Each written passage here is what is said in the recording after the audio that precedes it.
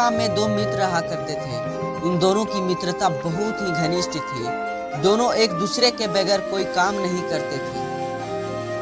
रोहन बहुत ही परिश्रमी था, जबकि अंकित अधिक धार्मिक प्रवृत्ति का था। वह भगवान को बहुत मानता था। भाई अंकित, अब हमें भी कुछ जीवन यापन के बारे में सोचना होगा। चिंता क्यों करते हो? हम लोगों ने अब तक किसी का बुरा नहीं किया है। ईश्वर हमारी मदद जरूर करेगा। भाई, तुम्हारा विश्वास अपनी जगह है, लेकिन हमें भी कुछ करना चाहिए। अरे सब ऊपर वाले पर छोड़ दो। लेकिन ऐसे तो हमारी सारी जमा पूंजी एक दिन खत्म हो जाएगी। फिर हम क्या करेंगे? जैसे अब तक ईश्वर ने हमारी मदद की है, आगे भी नहीं। भाई, हमें इस विषय पर गंभीरता से सोचना होगा। मैं मुखिया जी से बात करता हूँ। रोहन मुखिया जी को अपनी सारी बातें बताता है। रोहन, तुम्हारा सोचना तो बिल्कुल ठीक है। हाँ मुखिया जी, आप ही हमें कोई रास्ता दीजिए। अब हम दोनों का आपके सिवा दुनिया में है ही कौन? अरे मुखिया जी के अलावा ईश्वर भी तो है हमारे साथ। अंकित, ईश्वर तो हमेशा सभी के साथ है, लेकिन रोहन का सोचना बिल्कुल सही है। फिर आप ही बताइए, हमें क्या करना चाहिए? तुम दोनों मिलकर कोई नौकरी या व्यापार क्यों नहीं कर लेते? नहीं काका, इसमें तो हमारी पूजा पाठ में विघ्न होगा। मैं अपनी ठाकुर जी की भक्ति नहीं छोड़ सकता। काका, फिर हमारे गांव में कोई ऐसा व्यवसाय भी तो नहीं है जिसे हम दोनों मिलकर कर सके? फिर तो एक ही रास्ता बचता है। वह क्या काका, जल्दी बताइए। तुम दोनों मिलकर कुछ खेत ले सकते हो। इससे तुम्हें गांव छोड़कर भी नहीं जाना होगा। यह ठीक है। हाँ काका, यह ठीक है। हम दोनों मिलकर खूब मेहनत करेंगे। धीरे धीरे पैसे बचाकर और खेत ले लेंगे। फिर मजदूरों से काम करवाकर सुखी जीवन जिएंगे। मुखिया जी ने उन दोनों को 1 बीघा जमीन दिलवाया।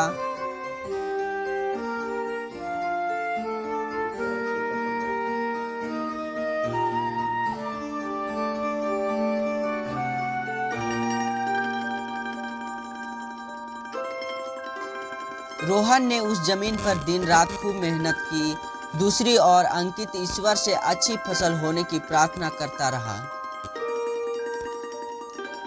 भाई, तुम भी थोड़ा मदद किया करो। मैं दिन रात खेत में लगा रहता हूँ। अरे भाई, मुझे पूजा पाठ से समय ही नहीं मिल पाता। कैसे मदद करूँ? देखो भाई, हमने अपनी मेहनत से फसल तो तैयार कर दी। अब इसकी रखवाली का जिम्मा तुम्हारा है। भला मैं कैसे कर सकता हूँ?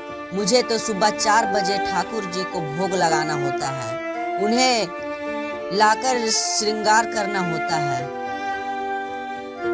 ऐसे तो हमारी सारी फसल जंगली जानवर खा जाएंगे। अरे भाई, तुम व्यर्थ की चिंता करते हो। मैं ठाकुर जी से अच्छी फसल व उनकी सुरक्षा की प्रार्थना करता हूँ। इसी तरह समय बीतता गया।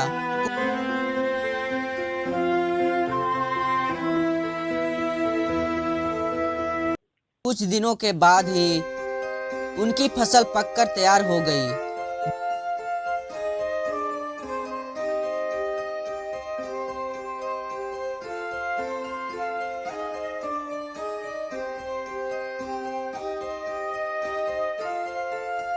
जिसको उन्होंने बाजार में बेच दिया। उन्हें इससे अच्छे पैसा भी मिले। घर लौटकर आने पर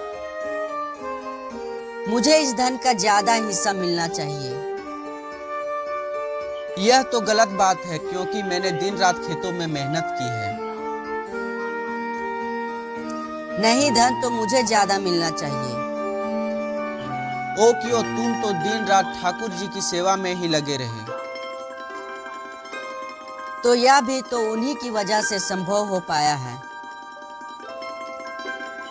खेत मैंने जोता, बीज मैंने बोया, फसल को पानी मैंने दिया, उसकी सुरक्षा भी मैंने की, यहाँ तक फसल काटकर बाजार तक भी ले गया। तो हमने भी तो ठाकुर जी से अच्छी फसल व अच्छे पैसे मिलने की दिन रात प्रार्थना की। ठाकुर जी के बगैर कुछ भी संभव नहीं है। इस तरह पैसों के बंटवारे को लेकर दोनों उलझने लगे। अंत में वे दोनों इसके फैसले के लिए मुखिया जी के पास आते हैं। दोनों सारी बात मुखिया जी को बताते हैं। मुखिया काका, आप इस बात का फैसला करो। हाँ काका, हमें आप पर पूरा भरोसा है, आप सही फैसला करेंगे। अब आप ही बताइए किसे ज्यादा धन मिलना चाहिए। ठीक है, अब तुम दोनों लड़ना बंद करो, मैं कल इसका फैसला करूंगा। काका कल क्यों, अभी क्यों नहीं? इससे पहले तुम दोनों को मेरा एक काम करना होगा। मुझे मंजूर है, आप बताइए क्या करना होगा। वो सामने बोरी देख रहे हो? हाँ काका, इसे कहाँ रखना है? रखना नहीं, इसे एक एक तुम दोनों को अपने साथ ले जाना है। इसका हम क्या करेंगे? इसमें चावल है, उसके साथ कुछ कंकड़ भी हैं। तुम दोनों को इसमें से कंकड़ और चावल अलग अलग करके लाना है, ठीक है? ठीक है काका। क्या ठीक है? मुझे तो बहुत सारे काम है। जब कल सुबह दोनों यह काम करके आओगे तभी मैं निर्णय करूंगा कि किसे अधिक धन मिलना चाहिए। रोहन और अंकित अपनी अपनी चावल की बोरी लेकर अपने घर को चले जाते हैं। रोहन सारी रात जागकर कंकड़ व चावल अलग करता है, लेकिन वह आधी बोरी से कंकड़ अलग कर पाता है। दूसरे दिन सुबह, रोहन बेटे, तुम कितने चावल साफ किए? मैं तो सारी रात इन्हें साफ करता रहा, लेकिन सिर्फ आधा बोरी ही साफ कर पाया। कोई बात नहीं, तुमने अपनी प्रयास तो की। अंकित, तुमने कितने साफ किए? मैंने तो पूरे चावल साफ हो गए होंगे। अरे यह तो कमाल हो गया। काका, मुझे अपने ठाकुर जी पर पूरा भरोसा है। आपको इस बोरी में एक भी कंकड़ नहीं मिलेगा। अंकित की बोरी जस की तस थी, क्योंकि उसने उसे मंदिर में छोड़कर ठाकुर जी से प्रार्थना की थी। उनकी बोरी जब खोली जाती है तब, अरे यह तो पहले की तरह ही है, इसमें से एक भी कंकड़ अलग नहीं हुआ। अरे ऐसा कैसे हो सकता है? मैंने तो सारी रात ठाकुर जी से प्रार्थना की थी।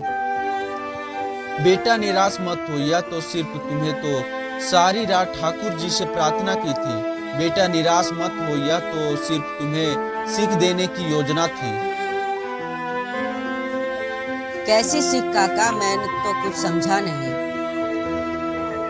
यही कि ईश्वर उन्हीं की मदद करते हैं जो स्वयं की मदद करता है, यानी जो स्वयं भी मेहनत करता है। काका, मुझे माफ कर दो।